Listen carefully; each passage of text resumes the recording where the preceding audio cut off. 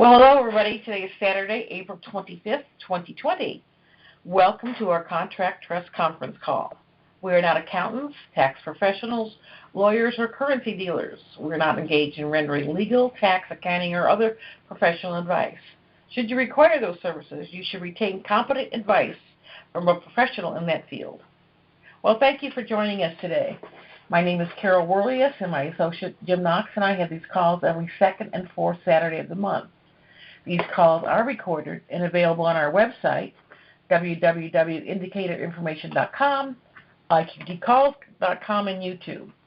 As we get closer and closer to our expected RV, we thought this would be a good time to review our common law trust and why we think it is the best way for you to protect your assets. As always, your questions are welcome. Just press *6 on your phone to raise your hand.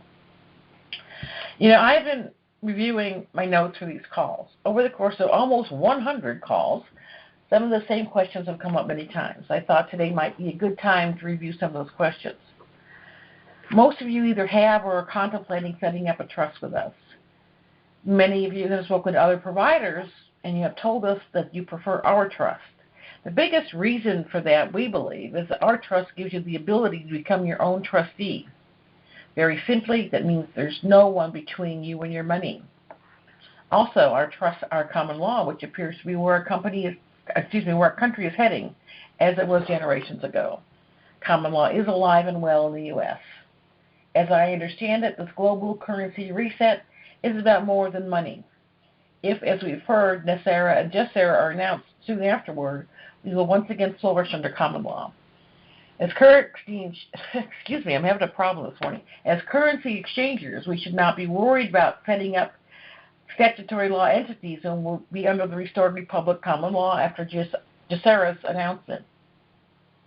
The common law trust that we provide is designed to protect your assets.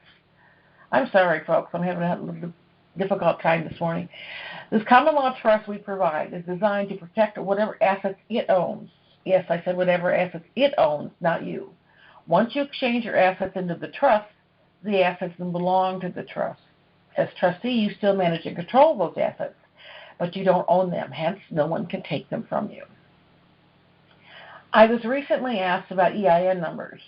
The question was, it appears that if the trust, even if it is a pure contract trust, has an EIN, then it becomes statutory trust and can be pierced. What is the real truth concerning this? The issue here is you must have an EIN to open a bank account. If you're concerned about that, you could put the trust under an LLC, let the LLC get an EIN, and open the bank account under the LLC and the trust under that. It's a little more cumbersome, but it is what it is. I don't think you have to do that. There have been some questions lately about whether one needs a trust at all. From a practical, thoughtful standpoint, you do need a trust to protect your assets. From a banking perspective, you must have a trust or other entity if you receive more than $1 million. On the practical side, having assets in your name can be reckless. Plus, it can wreak havoc on your estate plan when you die. Trusts are used to create estate planning and anonymity. Most folks have a will. Upon their death, the will gets probated. This means a judge determines the validity of the person's will. And here's the frustrating part. If anyone disagrees with anything in your will, that person can sue your estate.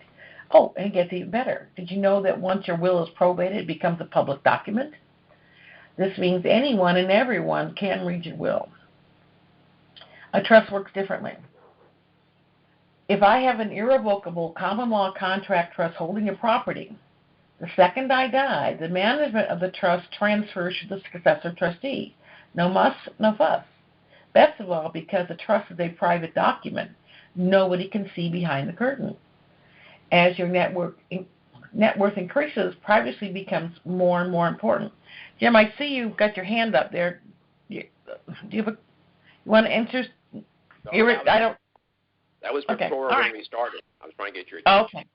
All right. I'll just click that one off there. Sorry. So the first axiom of prudent estate planning is to own nothing in your own name, but to control everything. So the question becomes, what kind of trust do you need? There are revocable, irrevocable, grantor, non-grantor, statutory law, common law, and the bank skeleton trust. Revocable means that someone, a judge for instance, could say, revoke that trust and pay the person that is suing you. Irrevocable means no one, not even the judge, can tell you that. The assets are the property of the trust, not yours personally. Grantor means you have given or gifted assets into a trust. Non-grantor, in the context we use it, means you have irrevocably exchanged your assets into the trust. Statutory law means it gets its power and privilege typically from state legislatures. It can be changed as lawmakers see fit. Common law is based on the law of contracts and is guaranteed by Article 1, Section 10 of the U.S. Constitution. Skeleton trusts, as I understand them, are statutory, revocable, grantor trusts.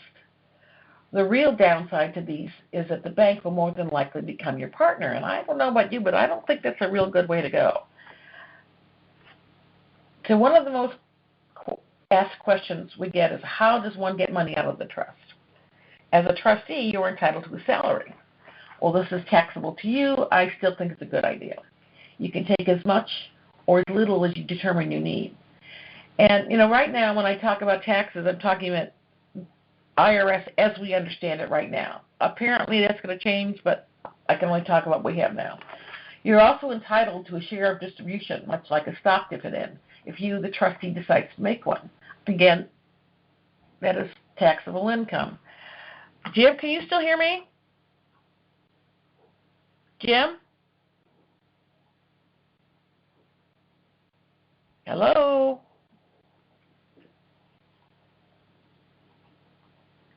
I just flashed on my screen, there are no participants in your conference, and I can't get it out of Q&A.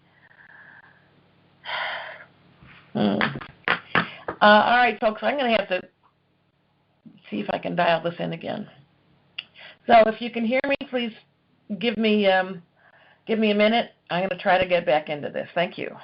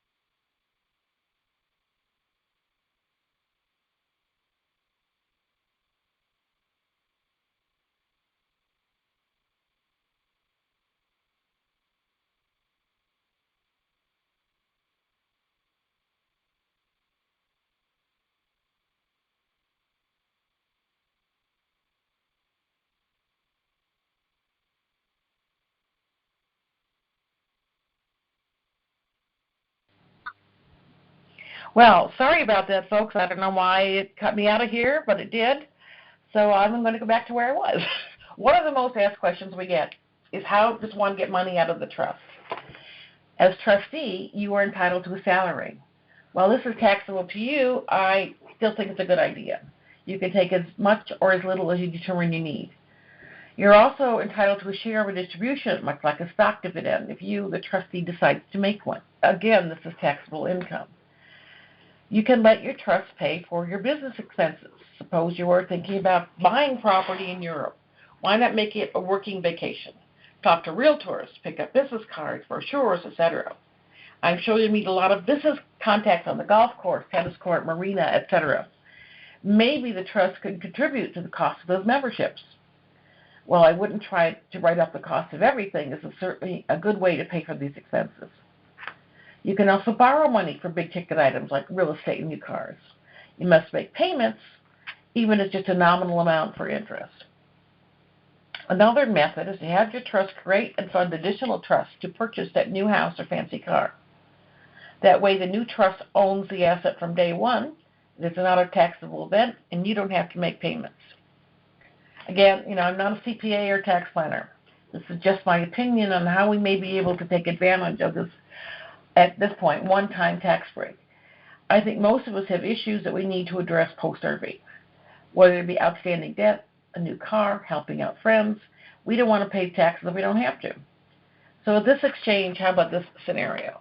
Mr. Banker, I now have X million dollars. I would like you to put $100,000 into my personal account.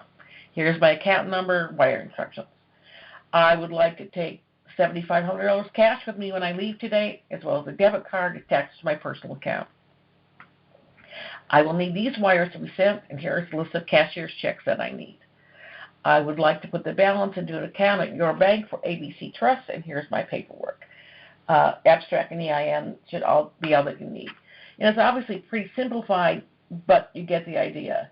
And over the years, I've read different things. We were able to take up to $14,000 at one time, and then there's always the codicil. Don't take more than $10,000 because it will require FinCEN. I have $7,500 cash in here, and the last one suggestion I saw was $6,500. But I guess we'll go with the flow, whatever we're allowed to do. We are often asked about banking and what kind of accounts we need to open. It has been suggested, and I agree, that once your currencies have been validated by the bank or exchange center, that we open one main master transfer account to be closed after all wire transfers or sub-accounts are completed.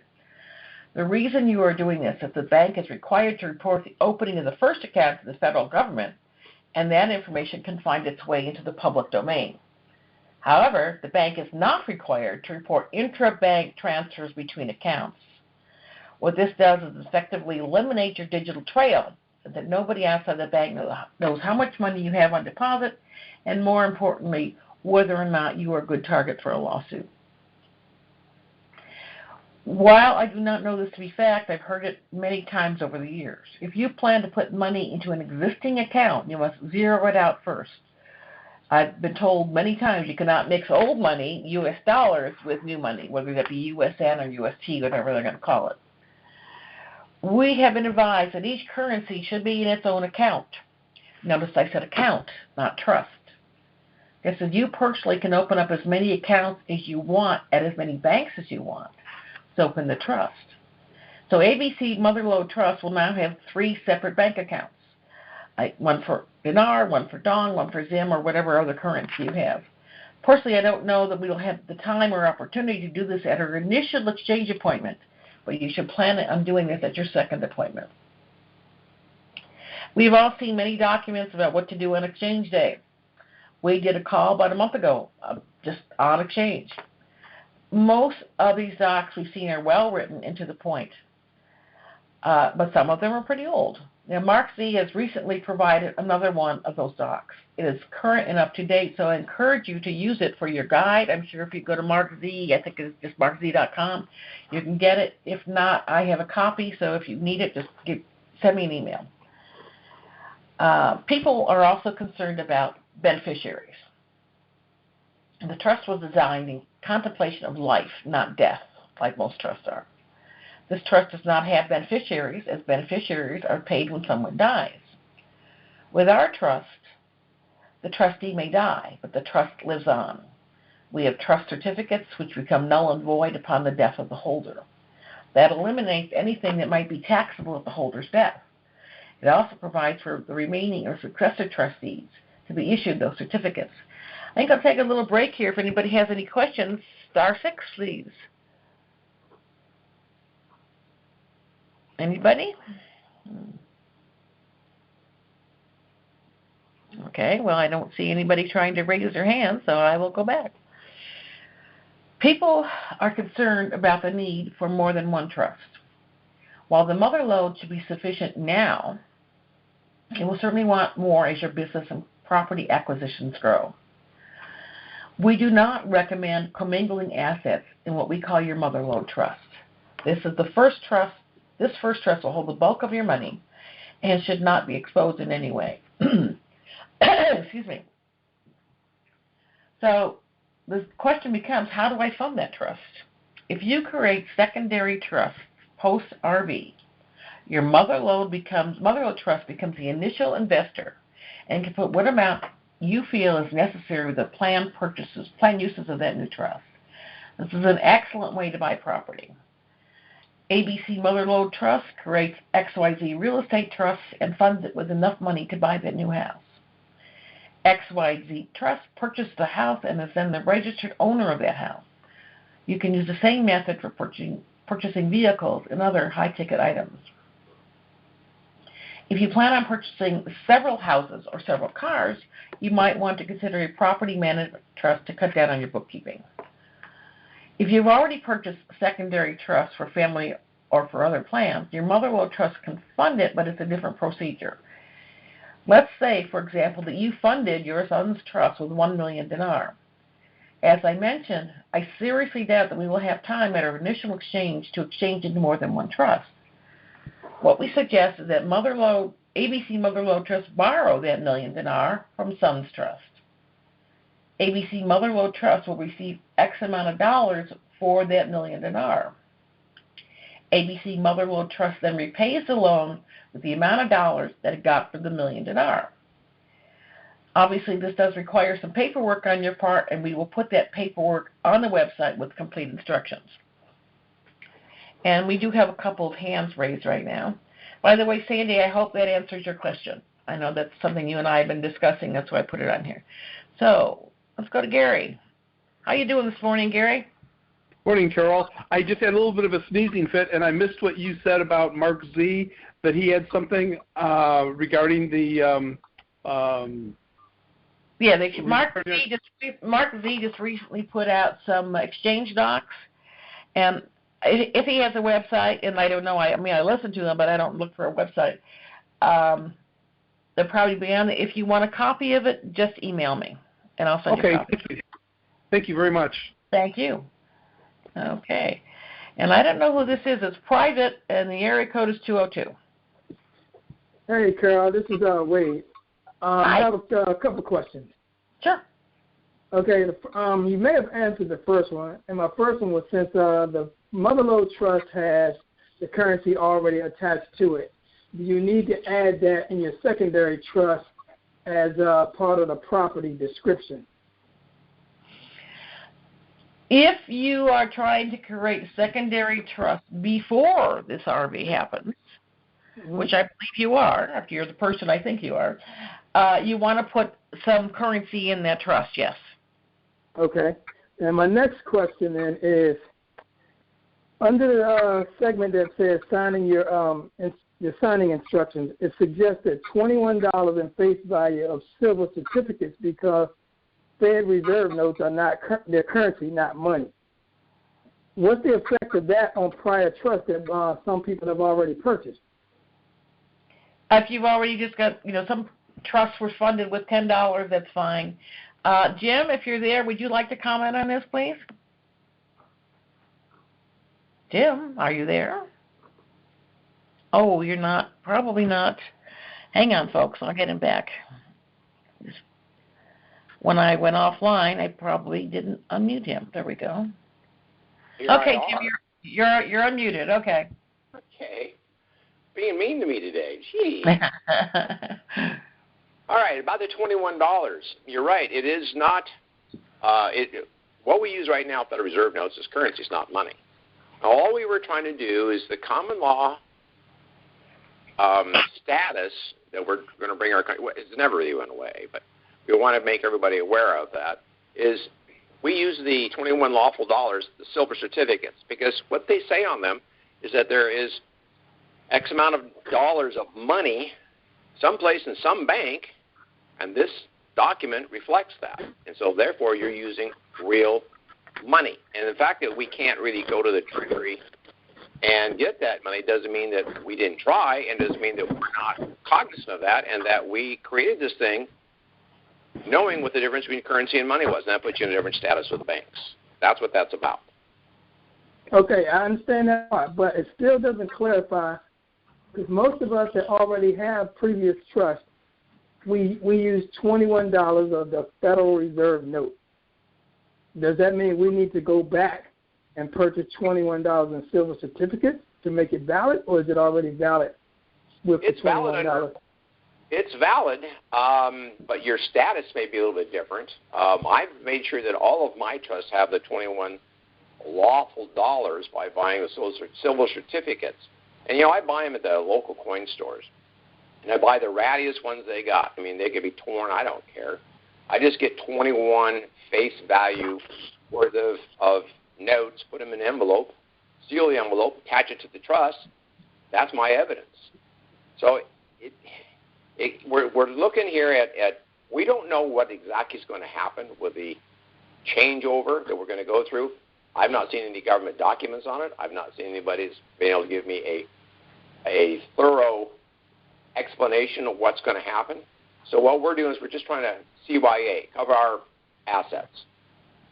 Understood. Now, one more thing. Under Amendment Number 7, it states if you want a common law trial for a common law trust, you better have $21 in money tendered by the creator to the investor, not Federal Reserve notes. So that's telling me that we need to go out, all of us that have trust prior to this information being disseminated, we need to go back and get the certificate, silver certificate. Is that true, yes or no? Well, Wade, we don't have that minute. You got that minute from somebody else. We don't have that minute. No, I'm looking at the site. I'm actually reading that from the site. Info indicators. Okay. Underneath of the segment where it says signing your trust, there's an Amendment Number 7. And in the second paragraph of Amendment Number 7, it states what I just read to you. Okay, Jim, I'll give that back one to you. That one back to you. All right. Well, do you go do that? Well, it depends on what you think is the law, what you think you want to do. I did it. I mean, that's kind of why it was in there. That was slipped in a long time ago. What we were trying to do is get everybody on the same page. Understand the difference between money and currency. And this is one way for people to understand when they started reading and realized, well, silver certificates, why do I need silver certificates? Because it's money. It's not currency, it's money. And currency is an IOU. Money is an asset. So you're working on the proper side of the ledger if you have the silver certificates in there to begin with. It's not a loan. I understood, but when, like I said, years ago when I'm sure a few people purchased their trust, that information wasn't there, so we just took $21 of U.S. currency, and that was supposed to suffice. But now there's new information. I'm asking, do we need to go back and revamp that? And I guess my answer is what is your comfort zone? Mine is yes, I would go get those 21 lawful dollars. But not everybody has to do that. Remember, this is completely private. The trust should never be open to anybody. But we're just trying to cover our assets and make sure that we have everything done properly. We want to be heads above the competition. We know the difference between money and currency, as you obviously do. Most people don't, and they don't realize that Federal Reserve notes are, the thing is, anything that was ever purchased with the Federal Reserve notes owned by the Federal Reserve. Your clothes, your food, your house, your car. If you use Federal Reserve notes, they actually own it. So with money, they can't own it because it's not a debt instrument. So that's all we were trying to do is get everybody prepared, a little bit of education, a little bit of training. But you need to rethink things, folks. You've been lied to. We've all been lied to. We know that. Yes, I'm well aware of that. But that is my question. Well, I appreciate the question. It was great. But let me add one thing to it. We've all been lied to, but we're the few that know we've been lied to, and that's what's different. Okay, that's true. Is that it, Wade? Yes, ma'am. All right, thank you. Thank you. Thank you, Jim. You bet. Okay, so let's go back. Speaking of setting up trusts for family or gifting, it's important to consider the ramifications of doling out money. Don't be too generous. Kids may quit their jobs and lead a life of entitlement. This generosity at times may seem to actually harm relationships with children demanding more and more, and other people demanding more and more. Instead of gifting cash, which may be a taxable event, Consider creating and funding new trusts for those you wish to help. You'll be the first and executive trustee. They can be subsequent trustees but cannot do anything without you. You can resign as trustee when you feel that they are competent and mature enough to handle it on their own. If you plan to buy houses for others, create separate trusts that you fund from the Mother Lode Trust. Another route to take when taking care of family and friends without creating a taxable event for yourself is to create a trust for them and name them all as certificate holders. All get paid at their pro rata share. Whenever you, as trustee, decide to make a distribution, it will be taxable income to them, but not to you. Remember that the trust will provide and own everything that you need. You own nothing, but control everything.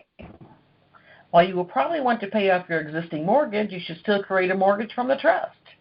The reason you still want to be making monthly mortgage or loan payments is because these liens encumber an asset and make it less desirable for someone looking for assets to attach. And before I turn this back over to Jim, we have a couple more questions. Jan, how are you doing today? Great. How are you doing?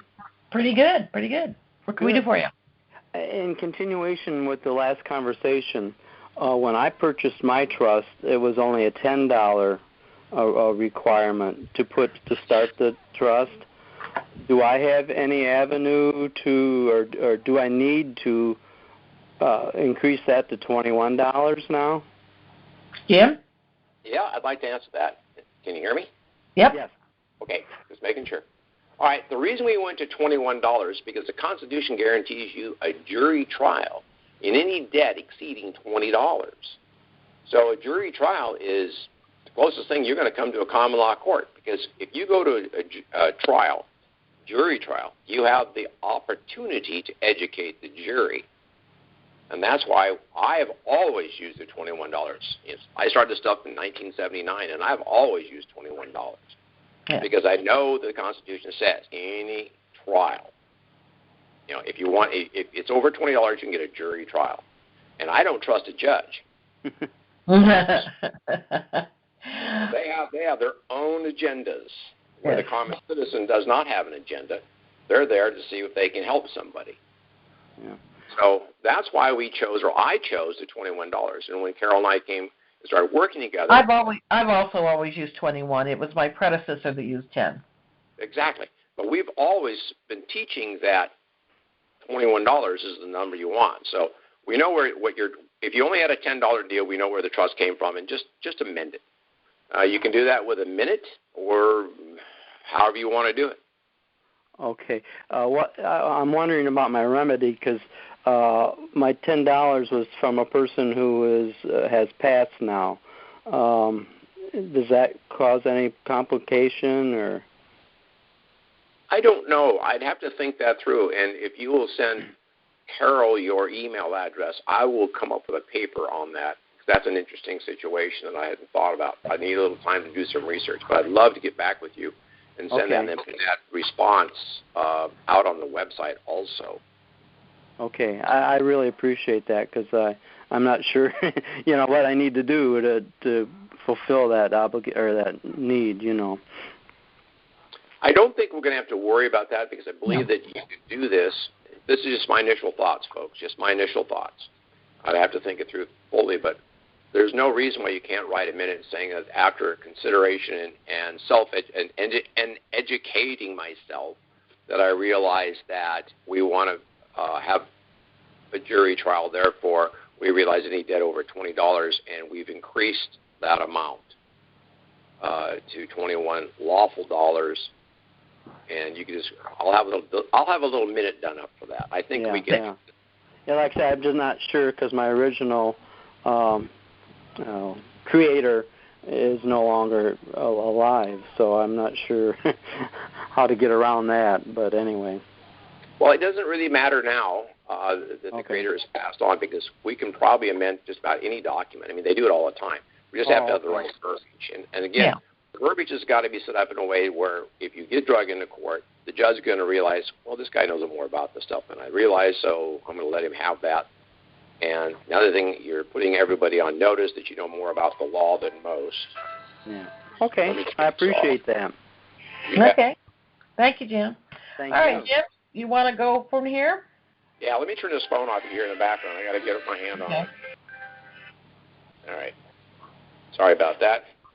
All right, so what I want to talk about today was some interesting things. I got an email today from AAA, and I happen to see that they offer some specials for AAA holders, card members. One of them is identity theft protection. Now, we all know that we need to update our security post-RV. So I'm not saying use AAA. I'm just using this as an example. But they've got some interesting things here. They've got this platinum protection for $16 a month. They got the deluxe protection for $11 a month, and they have the free essentials for cardholders like me. Well, they monitor your credit. They check all your credit reports, keep everything current. They have a lost wallet protection, fraud resolution support, identity theft insurance. They have dark web surveillance, real-time identity alerts, change of address alerts, social security number monitoring, bank account and credit card takeovers, child identity monitoring, AAA premium member discounts, positive credit activity alerts, credit limit and usage alerts, dormant credit card monitoring, social media monitoring, payday loan monitoring, and sex offender monitoring. Okay, so these things we're going to want. Now, I'm not saying AAA is the one to go to, but you need to ask your wealth managers about this. You want this kind of protection on everything, not just you, but also all the accounts on the trust. You want to make sure that somebody's watching this at all times. You don't have to give them a lot of information, but they have to know the account number. They need to be able to see what's happening. I'm sure something like this is going to be available to us. And the other thing I want to talk about was I saw a show over a week ago. It was called My Lottery Dream House. It's on HGTV. I thought it was kind of fun to watch. I really got a kick out of it. Where these people win the lottery. They win $1 million, $2 million, $10 million, whatever. And then this guy from HGTV flies out and meets with them and goes and helps them find the house. And what's interesting is how the people talk about their wealth, and you can tell they've been coached. And, and what to say, what not to say. And that's something that's very important. We need to learn what to say and what not to say. And the amount of information these people gave to this guy, this actor that went out and helped them buy the house or find the house, it was kind of interesting the way they set it up. But they obviously have been coached in what not to say. And that's one of the things we need to really internalize. And that is, when do we keep our mouths shut? When can we say things, and what do we say? Because I know I'm going to be asked by I have a lot of friends that have no clue about this Dinar. I don't tell everybody. I've told 13 people in the last 12 years. That's all. Keep myself pretty quiet about this stuff. So what I'm going to do, if suddenly asked by my family, I won a small lottery in Oregon. That's all I'm going to tell them. So it's a lie, but I'm not going to tell my family any other things than that. So just keep that in mind. We want to make sure that we keep our records clean and protected and quiet. That's all I really wanted to add, Carol. Yeah, there you go. And, I would also add, when you do tell anybody whatever you tell them, that's all. I'm under an NDA, and that's all I can say. Please don't ask again. That's another good point. Yeah. I use that right now, even though I'm not. I use that a lot. I live in an interesting place here in Salem, Oregon. It's not the highest rent district, shall we say. And I have neighbors, and they see me coming and going and what I drive, and I've seen some people show up here. And I got one real nosy neighbor across the street. She's always asking me questions. And I had to tell her here not too long ago, I said, well, these are clients of mine. I'm on a non-disclosure agreement with them and vice versa, and I really can't talk about what I do. That seemed to shut her up. Which is true. We do not talk to other people about our clients. No, we don't. As a matter of fact, Carol and I use some very, very, very high-end security measures on our computers. This DOD-7 compliance, which is the highest you can get as a civilian. We have a couple of people who are training right now, and the first thing that I made them buy was that program. It's called Best Crypt. PESTCRYPT. And it's got DoD 7 graded encryption. And so what you do is you load the program onto your computer, and then you create what they call a container. And then that container is assigned a drive letter. So when you put things in the container and you're done, you close the container, that drive letter is now no longer seen when you're on your computer. When you want to open up that container, you use your password, which is very long, and it opens up and it comes up as a drive letter on your computer so you can find the information in there. So it's things like that are going to be important to everybody. And I probably should put something on the internet about that. I think it's a good idea. Yeah, I should have done it a long time ago. Shoulda, coulda, woulda, right? Yeah, exactly. I'll put that on there because we use that a lot. I mean, everything, all of my financial records, all of my clients, all of Carol's clients that I work with, everybody's in one of these encrypted containers. And what's nice about the encrypted container, you can put it on a thumb drive. But the other part of that is if somebody gets a thumb drive, if they don't have this product on their computer and know your password, they can't open it anyway. And the password, you think our indicator password is long? The password for BestScript is about 1.5 pages long. It is. So you really do need to get RoboForm. What we do is I set up, originally they are 240 characters long. You can get that down to under 15 characters, but it's it's kind of like a double login. And what I use is a phrase.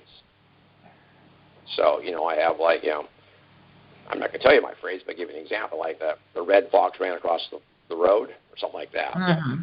Who's going to know that, right? Who's going to think that? Now, exactly. Passwords that most people use passwords for, and they reuse the passwords and reuse the passwords and reuse the passwords. And you create a trend. If somebody's trying to hack into you, they get that one, then they realize, oh, you've used this 5 or 6 times. Well, they'll go all over the internet and get all kinds of information about you. So be careful. Yeah. So well, I have. Yeah. All right. Well, that's about all I really want to add. Okay. Well, we do have some questions here. Let's take them. And well, Dr. John, haven't heard from you in a long time. Well, I'm doing well. How are you doing? We're doing fine. Thank you. I had a couple of just quick questions there. When you can you still hear me? Yes, we can. Oh, that's good. I'm actually surprised pleasantly about that. Actually, I'm so surprised I almost forgot my question, believe it or not. My question to you is, how are you connected? You're not on headphones and you're not on the telephone.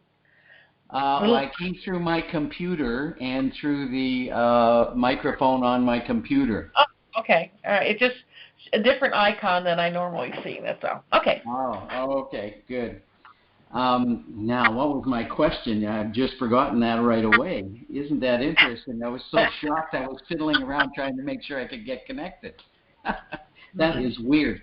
Have you heard anything yet that's, especially with the banking system the way it is, and this COVID stuff, is this a precursor, in your opinion, to any RV? Yeah, I've heard that it might be, Can I answer that? Sure, please. I think it is. I think that what it was is I'm not going to go off. Folks, I don't wear tin hats, okay? But I'm going to say this. I think it was a deep state attack, and I think that they made such a mess of it, and that our good leaders saw that, took advantage of it, and realized, well, we had to close down the government anyway because of this supposed attack. You keep saying about the silent enemy. And they've been doing a lot of stuff behind the scenes, and they've been able to actually absorb the Federal Reserve right into the Treasury. And the IRS now is under another guidance. So I think it's all getting everything set up so when we get our money, it's good money, not bad money. It's going to be the new notes. Yeah. Treasury And I don't like using the word treasury note because a note is a borrowed instrument, but that's what they call it right now. The treasury currency, and I think it's all working in our favor right now. I think the reason we probably should have RV'd about a year ago, or a little longer ago, but they didn't have the monetary system to where our leaders were comfortable with that. And now that we have this, and I think Dinar is going to kick in, there'll be a jubilee and a few other things getting ready to happen. I think that we're in a perfect position with the next 2 to 3 weeks. I'm not saying that that's how long it will be before the RV. I'm saying it's probably that long to get all of the T's crossed and the I's dotted on that stuff. Doesn't mean we can't go forward anyway. But I think this is all connected. I think when we read the history books in a few years, we'll sit back and say, wow, we were part of that. Yeah. So you would think, as I suspected, that probably the World Bank, the International Monetary Fund, this thing is worldwide, and there's going to be a kind of a leveling of the field or a changing of the field at least to balance out the different currencies. Well, you have to. If you think about it right now, if some countries are on gold and some countries are on fiat currency, how do you do banking that way? Because somebody's got pieces of paper that are promissory notes, and other countries got pieces of paper that are backed by gold or solid entities, solid whatever. It could be the minerals in the ground, whatever it is.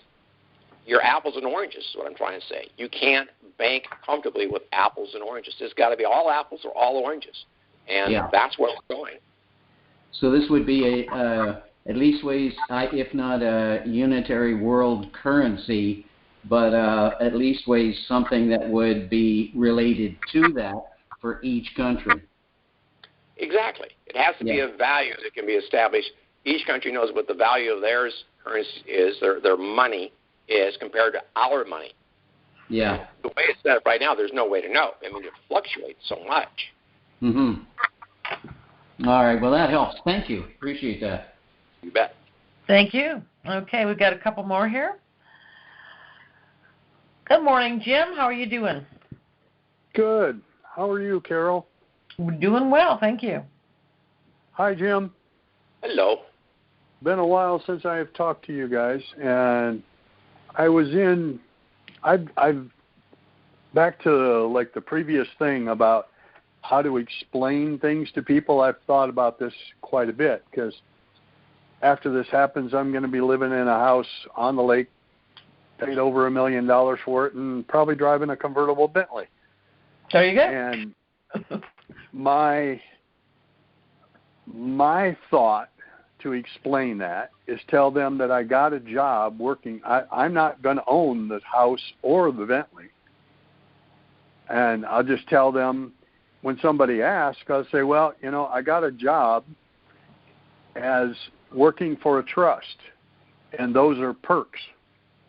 They're not mine. That's a good idea. Yeah.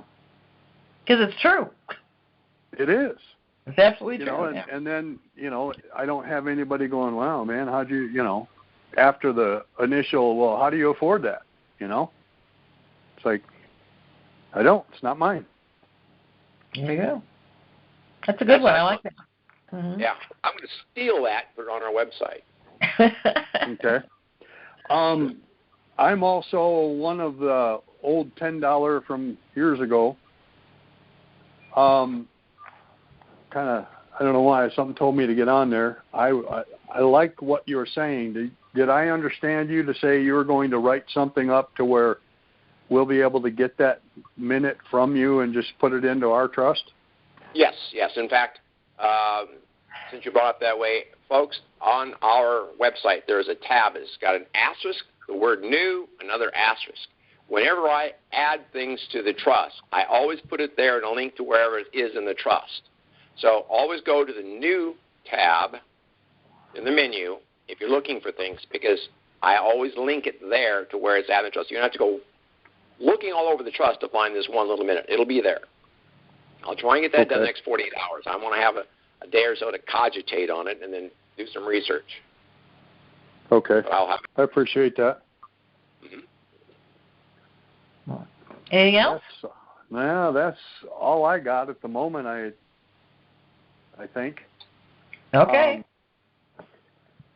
We can do loans to buy real estate, right? Loan one from our mother lode trust. We can loan. Yes. Oh yeah. To the other trusts to show how the money got there. Correct? Right. Is it best to do that or not? I think it usually depends on whether you have the secondary trust already in place, or if you've yet to do it. And we've got some guidelines on the website, like I mentioned earlier, how to transfer money. Okay. Thank you. Thank you. All right. Let's see. Where are we? We got some really smart people here, don't we? We do. Very good questions today. Let's see. I think Rob was next. Rob. Good afternoon, or morning in your case, Carol and Jim. Good to be on the conference call, finally. Thank you. Yeah. Question is when you have your trust in another state, the address is that's residency, right? No, that's domicile. It's a domicile. You don't live there. Oh. The trust lives there, but you don't. Okay, so the trust lives there, and you don't. Okay. Because I was a little confused when I got the information from one of the companies in Wyoming saying renting a mailbox at Shipping Plus does not constitute residency for any purpose. So is that? No, it's still not. Residency means where you live. Okay. If you are establishing a residency, an entity such as a trust is a domicile. Like there's a lot of corporations domiciled in Delaware. There's a lot of corporations domiciled in Nevada and in Wyoming. You're not resident there, but the entity is a domiciled there. Oh, okay. Because I was a little confused when and she says if you attempt to use this address for the purpose of residency or any purpose other than receiving mail and packages, Shipping Plus is not responsible and will not be able to refund your rental. I don't see an issue. Okay, all right. And I think I heard from you saying that all three are about the same.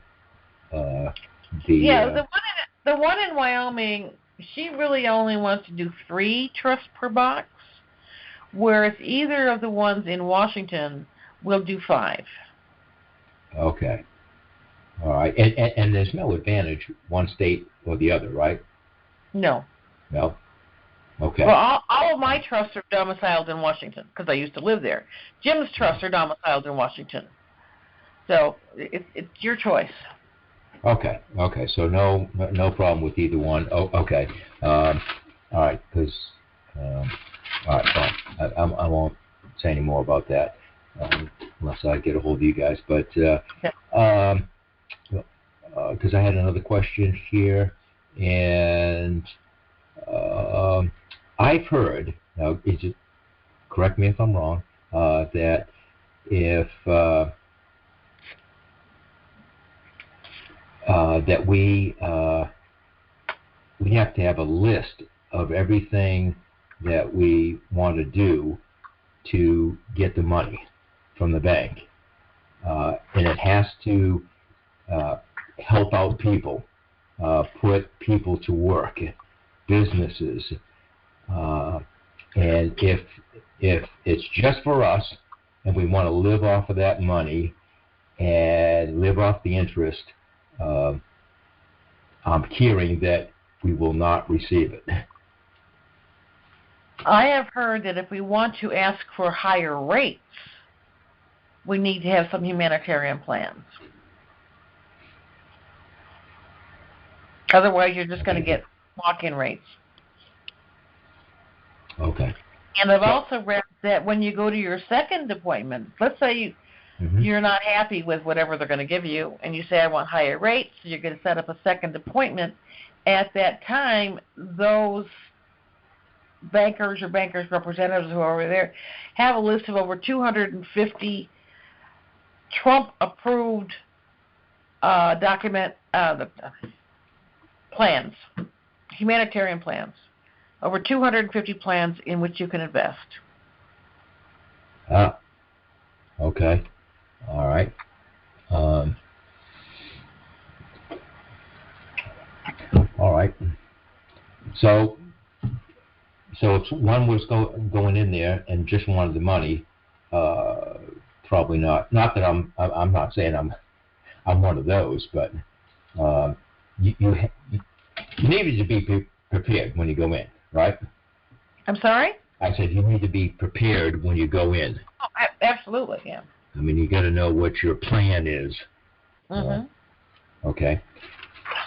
And the other thing is on the Vietnamese dong. For some reason, I'm hearing that won't go, and I was wondering if you or Jim have heard anything like that.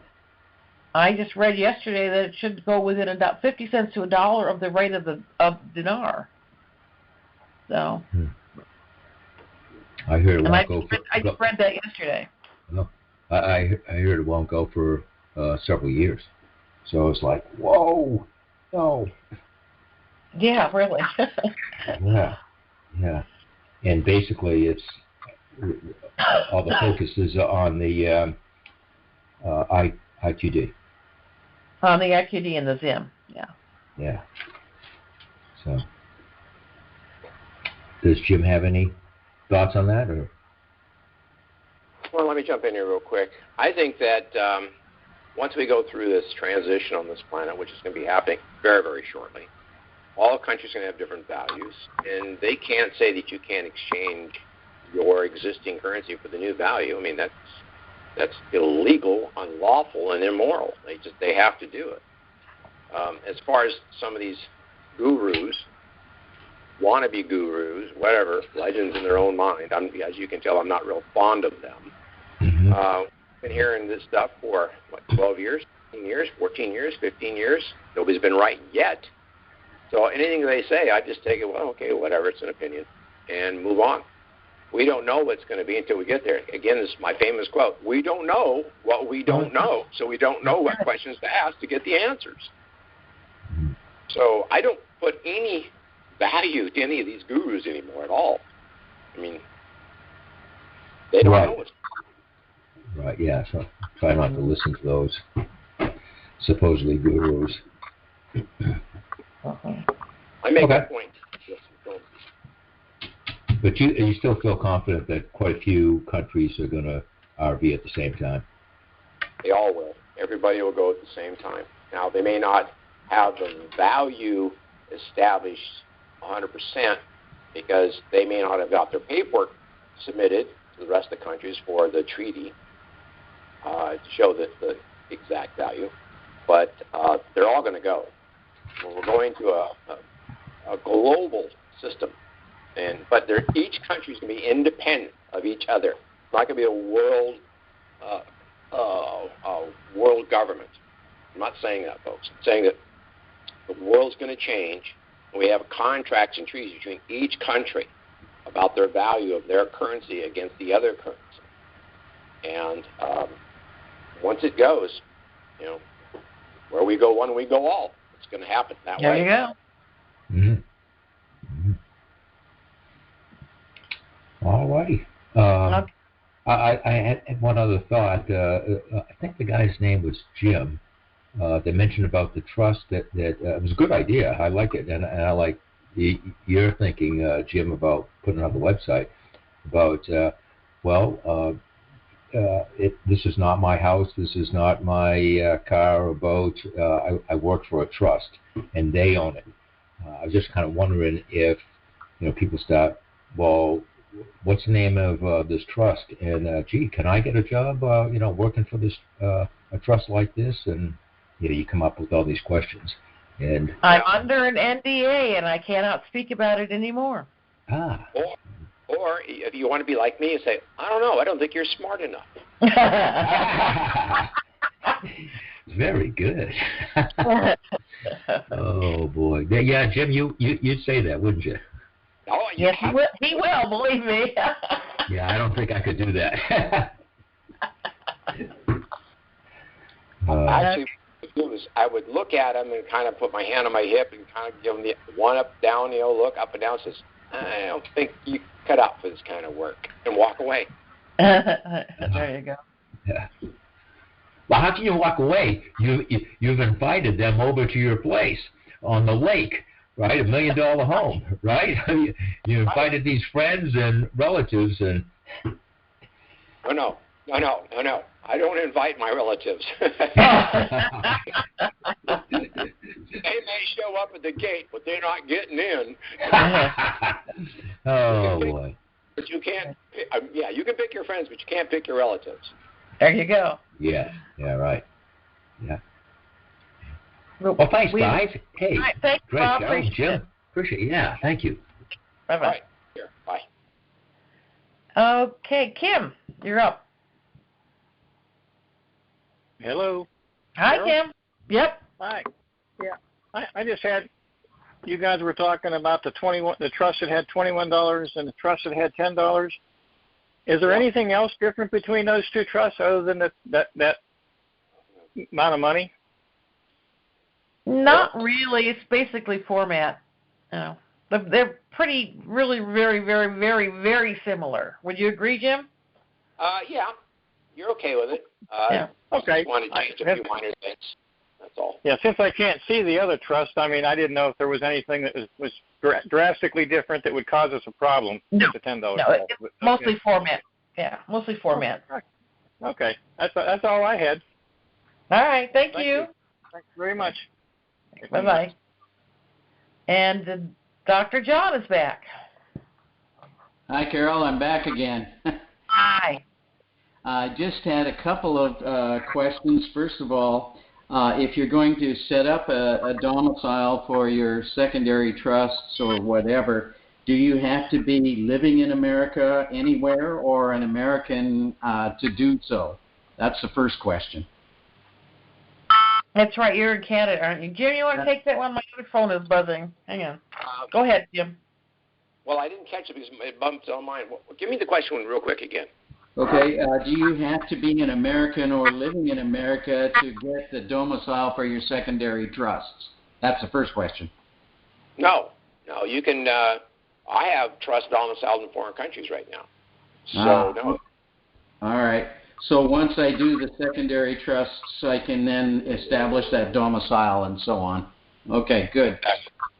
The second thing that I've said to some of my sons and regarding the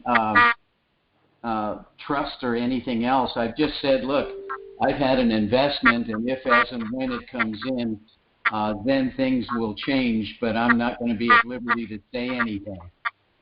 So I've left it that way as an open-ended an investment came in. But I do like the other idea that I'm sorry, I work for a trust and these aren't mine. That's a pretty good way to do it too. Right, and I've said that all along. I've had trust for years. Everything I do is in a trust. My cars are in trust. The real estate I have is in trust. All my little things are in trust. And I've been just telling people, well, this is in trust, and I'm just a manager. Oh, yeah. Okay. That's a good idea, then. I appreciate that. And it's been a while since I've been on the website. Again, you've added a bunch of new things. I shall have to go there and do some things. I've kind of let it go because, like you, I haven't really put a whole lot of stock in these gurus that have been saying you got to do this, that, or the other thing. It seems to me that if we purchased on the open market dinar or any other currency, when it comes time to sell it or to exchange it back and forth, there were no conditions. So why should we all of a sudden, now have to say, oh, I'm sorry, I'm going to do this charitable thing or whatever. I just don't see that as a condition for anything. And I'm wondering how the banks could enforce that and why they would be interested in doing so. Control is the only reason they'd want to do that, and it's none of their business. I have a good relationship with my banker. One of the few I've been with Wells Fargo for 26 years. I went through. You change bankers with Wells Fargo every month, it seems like. But I've got one guy there now for about 2.5 years. He's pretty sharp. He's moving up the wealth management. I think I kind of prompted that. He started talking to me. We went and had lunch a year ago, and he's treated the banking a whole lot different since then. My point on that is there are certain people that you can talk to, and they will give you some information. And he simply says that to me, just reading, he says, well, there's some funny money in the vault. That's all he would say. That's interesting. Yeah. Well, thank you for those thoughts. Is there any rush particularly that I should have in setting up any secondary trusts now? Or should I wait for the revaluation? It's your choice. It's my choice, honey. Yeah. The only thing I can say about that is we're going to be, Carol and I both are going to have to take off for a couple of weeks to get our lives organized, and then we have people that are going to be working with us. Got to get their lives organized because they're also Dinarians, but they want to work with us on the rest of the trust. So if you're going to think you're going to need something, don't procrastinate. Carol can work a deal with you. Don't procrastinate too long because you may be a month, 6 weeks, 8 weeks, 10 weeks out before you get it. Okay, gotcha. Thank you. Appreciate that. All right. Thank you, Doctor. Okay. Bye-bye. Bye-bye. Bye. And we have one more here. Sure. Vera, how are you today? Vera, are you there? I see you're on your computer and not on the telephone. Try *6 on your keyboard. Well, You have to turn on your microphone. You may not have it turned on. yeah. Turn on your microphone.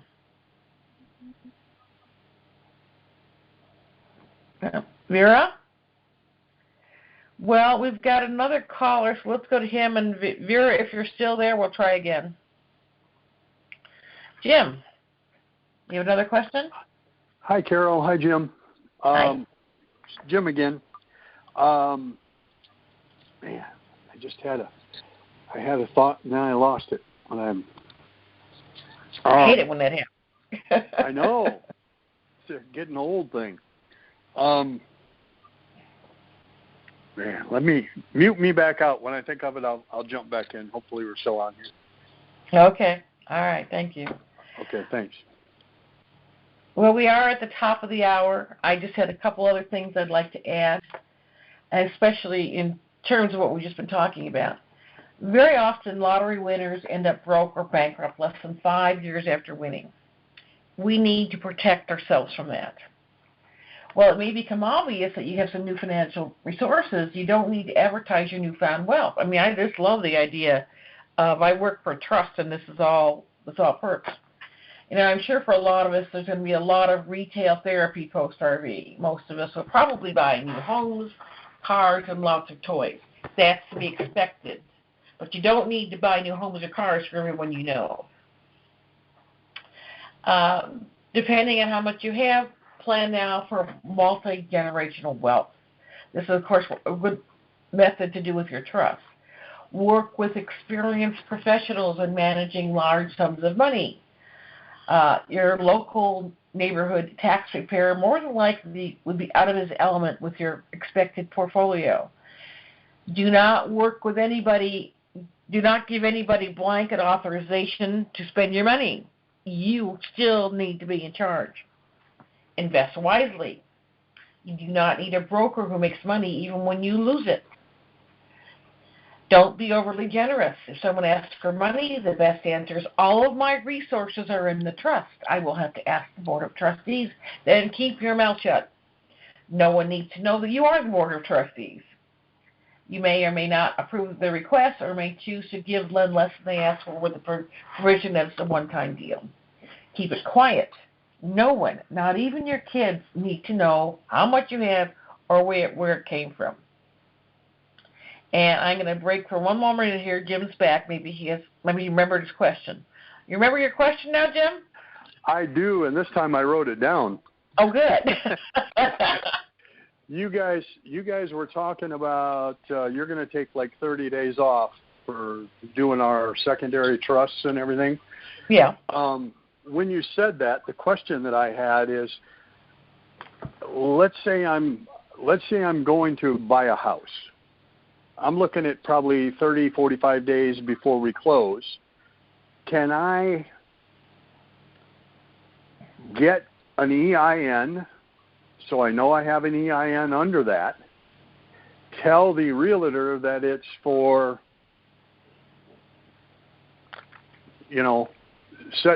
whatever the trust name is going to be. And then hopefully you guys are back and can get the trust for that. Even so, the real estate people aren't going to ask for the papers on that trust, are they? No. I doubt it. What you need when you're writing your offer, you need to put, I'm buying this in your name and or signs. If you add that and or signs at the time of closing, title it in the name of the trust. Okay. Somebody told me that it's best to never have it in your name. Well, so it can never be linked to you. I would agree. Unless you get your trust beforehand, you don't know. Wait a minute. Okay. Go ahead, Jim. The offer is not a contract until it's signed and activated.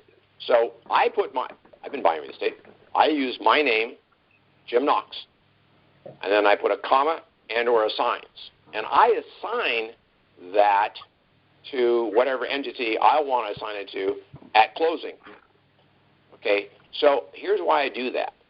I don't want them to know I have a trust. I don't want them to know that I've got enough intelligence to be able to create things like this, because then you get all kinds of questions. Carol can verify this. I can really act stupid. And no comment. So anyway, I always write my contract and or assigns, and always when I sign things, it's Jim Knox, comma, trustee, and not as otherwise as a limiter. So if I'm going to write up, if I needed 45 days to get this house, usually takes 30 to 45, 60 days, even though you're writing a check, I run it out for 35, 45 days because I wanted to have that property inspected. I want to double check everything. I may have to go back and renegotiate with the seller if we find some problems with the house. So just go ahead and write the thing as Jim Knox and or assigns. And then at the end, since you've got it in the contract, they can't stop you from assigning it to a trust or a corporation, LLC, or to somebody else. Now, here's another thing, too, is back when I was flipping houses in Alaska years and years and years ago, I used the same technique.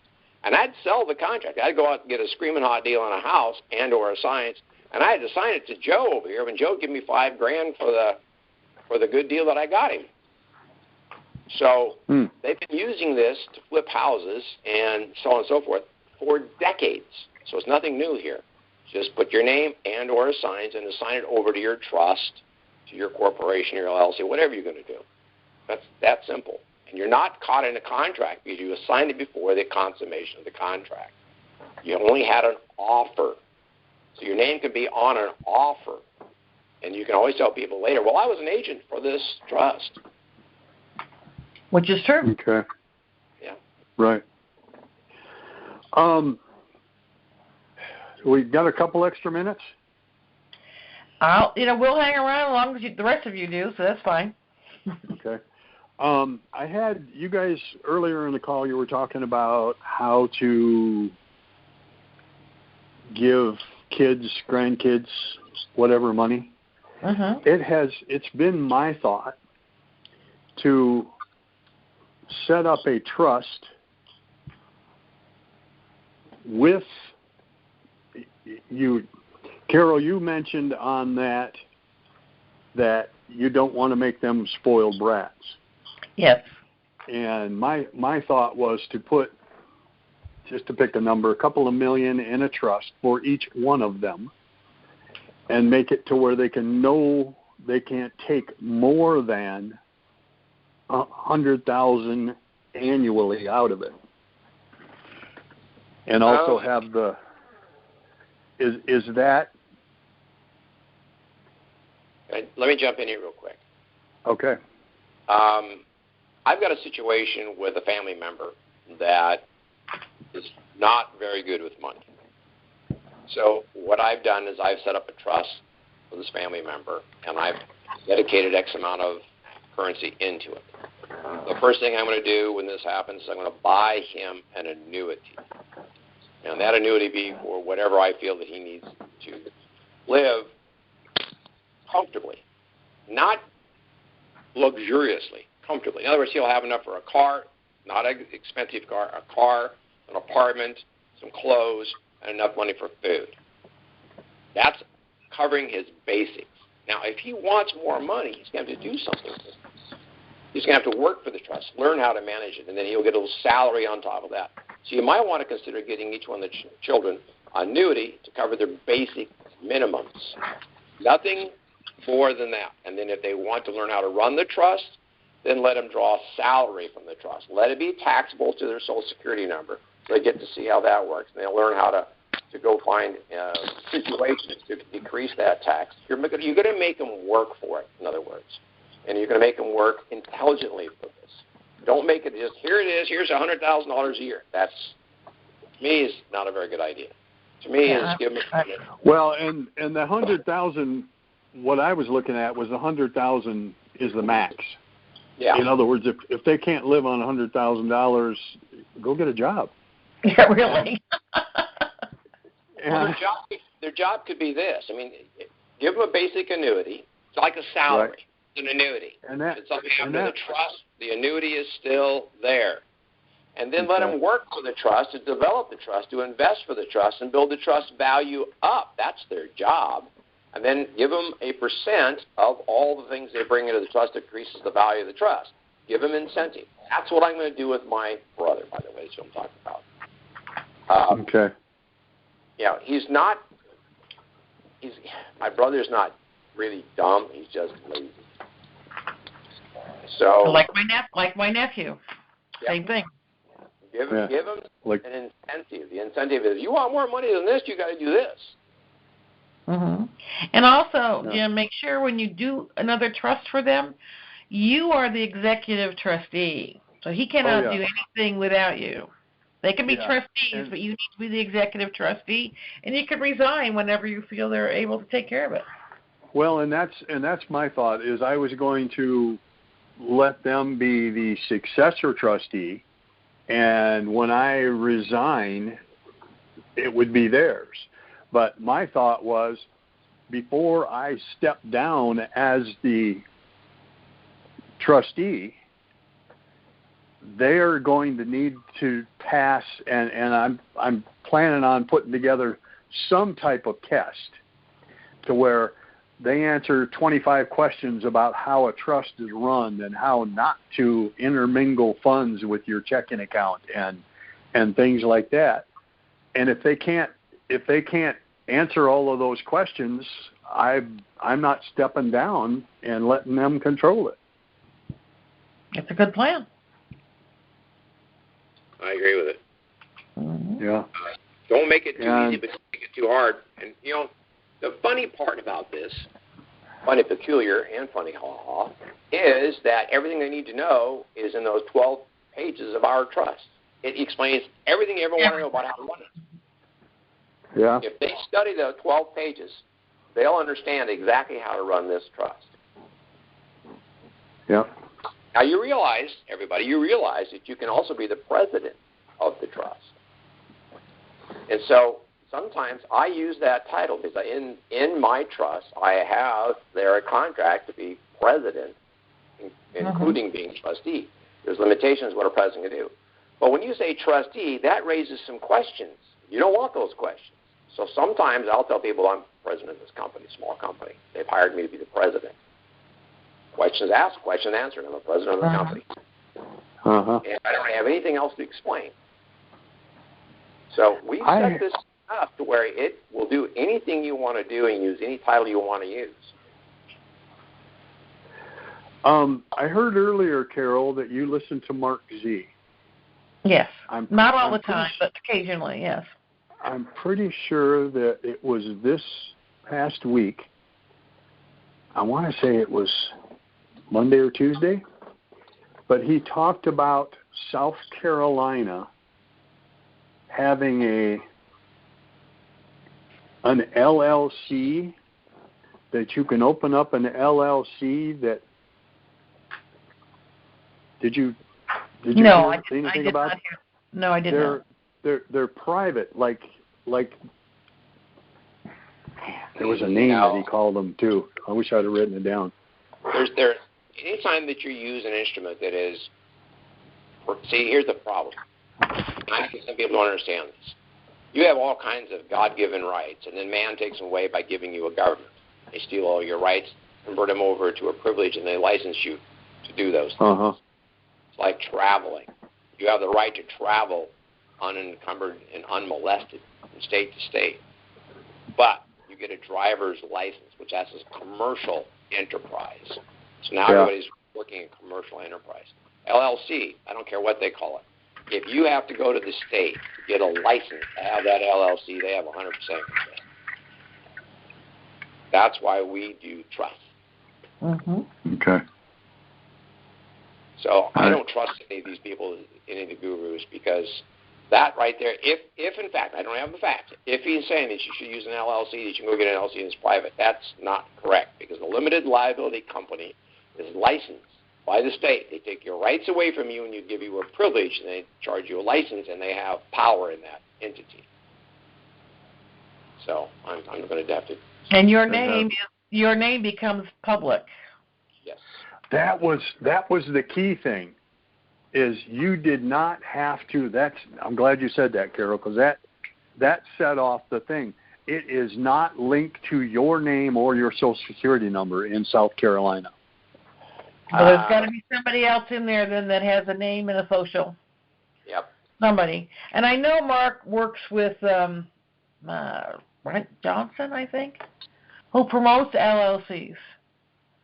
So that may be where that came from. Yeah, you probably have a company that's going to be setting it up and running it for you, and so on and so forth, so your name doesn't come up. Well, that scares the crap out of me right there. Yeah. I mean, I know somebody in New Mexico that does the same thing, and, we don't use your social. No, you have yours all over my stuff. No, I don't think so. That's why when you want an EI number or your trust, we get it for you with your Social Security number. Right. You don't use ours. And as far as EI numbers, some people call it EIN number. Well, that's EI. That's Employee Identification Number. Right. EI number is only necessary if you want a bank account. I only have 4 trusts out of, I don't know what I got, 16, 17 trusts now, that have EI numbers. I have one called, I'll tell you what it's called, the Good Shepherd Trust. And it does all the banking for the rest of my trust. And so I only have to worry about one. And then I have the checks and the debit card. And the checks are the 2-piece check, the upper and lower, and it's Good Shepherd Trust. And in the bottom, I type in what I want. So this is payment for yada, yada, yada on XYZ Trust. I've heard you say that before, and I do not understand how you can run them all through one checking account. Well, it's like an escrow company. An escrow company, when you make your payment on your house, it goes to an escrow company. They take out some of that check and they pay the mortgage company. They take some out for the insurance company. They take some out for the insurance or the taxes on the house. It's the same thing. You're running it as an escrow company, but we call it a management trust. So that's not you're not doing that through the mother lode. You're doing that through a management trust. Exactly. That's a separate entity entirely. Okay. That was the step that I was missing of how you would. I was trying to think. Okay, why would I want to link all those let's say I got 20 antique cars or, 20 houses, it doesn't matter what I got. I wouldn't want to link those all to the motherlode trust. No. Each one has its own trust. There's a contract between the ABC Car Trust and the XYZ Management Trust. There's a contract between the two.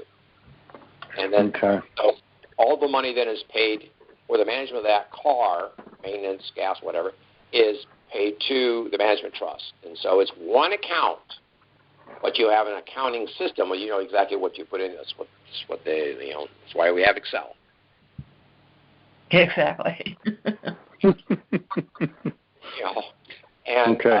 Yeah, I understand that. I heard you say that, I don't know, a couple of months ago, and I thought, man, how can you do that? Now I understand more about what you're doing there. Just think of it as an escrow company. Think of it like I use the example of the real estate. You make your payment, goes to a company. They take that payment, that $1,000, they put $800 over to the mortgage company, and the $100 goes into escrow and held for payment of your taxes in the year, and some goes to the insurance company at the end of the month to pay for your house insurance. It's the same thing. I use the same thing. But it's a trust. Okay. Okay? Yep. I appreciate it. All right. Put some light on that. Okay, thank you. Okay. Do a few more, Jim, if you're up for it. Sure. Let's do it. Okay. Rose, how are you, my dear? Hi, Carol. How are you? Good morning. Good, thank you. Jim. Hello. Yeah, I missed some of our conferences call, but I am lucky to be able to join you today. And I have a question in regards to opening up the account in the name of the trust. Remember, I wasn't successful in opening a business account with my trust, and then fortunately I tried going to the Wells Fargo again and open an account in my trust. But it looks like it is a consumer account, and then it's linked to my name. So I am not sure if this is the kind of that account that we have to open for our trust. It's called KYA, Know Your Client. You cannot have an account for a trust or any other entity unless you are identified as a signer as well. Yeah, I am a signer. I'm a signer. So they need your social. They need your social. Yeah, they did. Yeah. They did, yeah. But they only required $25 to open the account, Carol. Mm-hmm. And that is just like you have to do, so that I don't have to be paying the maintenance balance or whatever. They will be transferring every month $25 to my savings account. So it's attached with a savings account. Yeah. Mm-hmm. I've got a couple like that as well. But it's not the same as the previous one that we tried to open before, because they were requiring $150 for that account. I have some accounts at Wells Fargo. I work with people all over the country. Some people have absolutely no difficulty in working with Wells Fargo, opening a bank account just with the abstract. Some people say, Wells Fargo, they won't touch a trust. So much of this, unfortunately, has to do with the bank manager and their knowledge level. Mm-hmm, mm-hmm. When you have all this money, trust me, they will open any account you want. Would you agree, Jim? Absolutely. In fact, my banker friend knows what I'm doing. I actually took a big wad of Dinar down and put it on his desk about, a year ago. He looked at me and raised his eyebrows and says, I've seen that before. Yeah, lots of it. And ever since then, he's treated me pretty good. I'm sure. Well, I really tried my best to open an account because I really wanted to prepare myself for this exchange. That as soon as I do the exchange, I already have a ready bank account in the name of the trust. Good. Yeah, and it's only what I was wondering is it is just a consumer account, but it's more linked to my name and my social security. Although of course they took my abstract and my EIN number and everything. Okay, is the trust, Rose, in your name or is it the name of the trust? I mean, the bank account in your name or the name of the trust? Both. It needs to be in the name of the trust. The trust is the owner of the bank account. You are merely a signer, an authorized signer. Okay. I'm going to go back and then check on that, so that I wanted to make sure that the account is really in the name of the trust. Okay. And in fact, I was able to get a checking account in the name of the trust. Good. Okay. You were able to get one in the name of the trust or not? Yeah, I did. Well, you're fine. They will probably want to zero that out before you put in any new money. But, you're one step ahead of the game, so I wouldn't worry about it. Okay. Thank you, Carol. Thank you. We wanted to make sure that what we are doing is the correct one, the correct procedure. All right. Yeah. Thank you, Carol, and best regards to all of you guys. You too. Bye now. Bye. Okay. Vera, can you hear me now? Yes, thank you for taking Oh, there you go. Okay. We can't, but now we can hardly hear you. You sound like you're in a tunnel. But they use a new verbiage like cross the reset and show permanent and no, Vera, we cannot hear you. We can't understand you. I can hear you, no. But I can't understand you. It's really bad. Well, they use a new verbiage. Okay. Okay, Vera, I think the best thing to do would be just send me an email, and we'll answer it that way, because we cannot understand you. Okay, all right, thank you. Send me an email. Okay. All right. Sydney, looks like you're my last caller. Hello. Hello, Sydney. Yes. I'm a first-time caller. Welcome. I do have possession of some currencies, and I just recently lost my job due to being laid off. And my concern was, I've been listening on the internet to some gurus, and they saying you should have your trust in place before the RV instead of after the RV. And my question is, in your opinion, is it better to set it up before or after, based on, I guess, there's going to be tax issues involved? Will it be more or less before or after? So, because I'm going to have to come up with some funds in order to get a trust in place if it's more advantageous from a tax standpoint before the RV. I would do it as soon as you can. Okay. And that's not because we sell trusts. I want to jump in here real quick. That's not because we're trying to get your business. When you go to the bank, if you don't have a trust, and it's over $1 million, they're going to put one together for you. And I assure you, you're not going to want that trust. Because remember earlier I talked about a skeleton trust, and the bank would probably be your partner? You don't want that. Okay. Yeah. And my second question is do I go to your site to get information on how to apply to put this together and the cost and all that information? Is that how this works? Oh, why don't you just drop me an email? I'll give you my email address when we close, and then we'll get you taken care of, okay? All right, fine.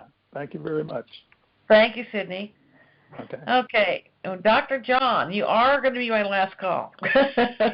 I'm back again. You brought one more question to mind, and that was, if we have our initial motherlode trust set up, but we don't have sub-ones, when is the best time then to open a bank account? Or do we have to wait for the RV to then put something in? Or should we establish it and put $100 or something in it?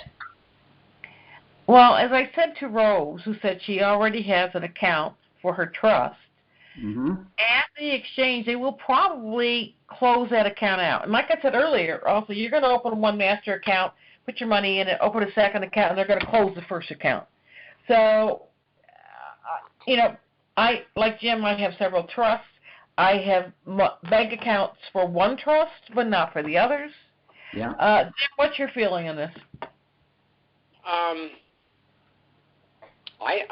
have multiple trusts. I would say have the trust set up and going with it because they're going to start. If you have over $1 million, they're going to put a trust together for you anyway. He's asking about a bank account. Do you need a bank account for your trust before the RV? Well, let's put it this way. Yeah, I would have something with the bank you want to start with because they're going to have to go through the process to vet you. And if you already have your trust account set up, like I do, now the one I'm using now, which I mentioned earlier, it'll be converted to my mother-lode trust, and it'll be taken off of my account, and I won't use it for anything but that. It's set up. It's ready to go. It's actually being used. It's got a checking account, but that'll be closed, and a new one will be put together, and nobody even know about it. Yeah. When you do that, it's going to have the same name as your initial trust? For me, it's going to be the same trust.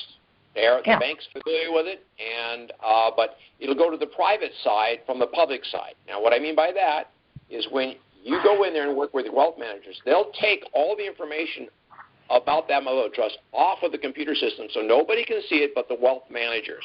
You'll physically have to go in to transfer money. You can't do it over the phone. You can't do it by card. You can't do it by internet. That account, that mother-lode trust, is going to be segregated away from all media. You physically will go out to your wealth manager and say, okay, I want to move $1 million over to this other trust I just set up, and you'll move it over right then and there. It will not be anywhere where anybody can see it. So I don't have any fear of anybody figuring out that I took my mother-lode trust, which I've been using up till now, and I'm going to continue using it, same name, same EIN number, just a new account, and it'll be moved from the public side to the private side. Okay. So it's not a bad idea then to go to a bank that I would want to use, perhaps one that's got international connections, and then just set it up, put some money in it, and just wait until the RV then. That's what I've done. Now, Carol may not me too. I've done the same. Okay. All right. I haven't done the bank thing yet, but I suppose I can do that.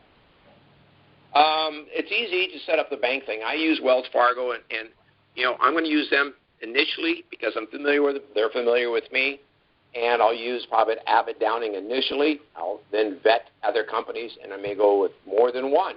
I mean, I would like to have at least 2 wealth manager companies working with me so I can pit one against the other. Say, well, this one said this. Why did you say this? Make it work for their money. Gotcha. All right, thanks. That's very helpful. All right, thank you, Doctor. Okay. Bye now. Okay, Jim, I think it's about time. Yeah, really. This is a great call, guys. An hour and a half. Well, it's more an hour and a half. Yeah. Jim, you want to add your contact information? Yeah. Remember, folks, I'm in Oregon. I work from 9 to 6 Monday through Friday, not on weekends. Don't call me in the evenings. Don't call me before 9 o'clock because you're not going to get an answer. My number is 503. Well, let me give you my 800 number. Okay, because I got one too now, Carol. I know. 866-341-6907, and my email is security@indicatorinformation.com. Thank you, Jim, and thank you, as always, for your help. So I'd like to thank all of you for your time and attention today. Again, my name is Carol Werelius. My number is 425-820-8090 or 877-333-5018. I am available between 10 and 6 Central Time. And again, if you call before that, not a good idea. If you call after that, I'll probably be fixing dinner. So 10 to 6 is really the best time to get a hold of me. But the best way to reach me is by email, which is info@indicatorinformation.com. Have a happy and safe weekend and go RV. Thanks, guys.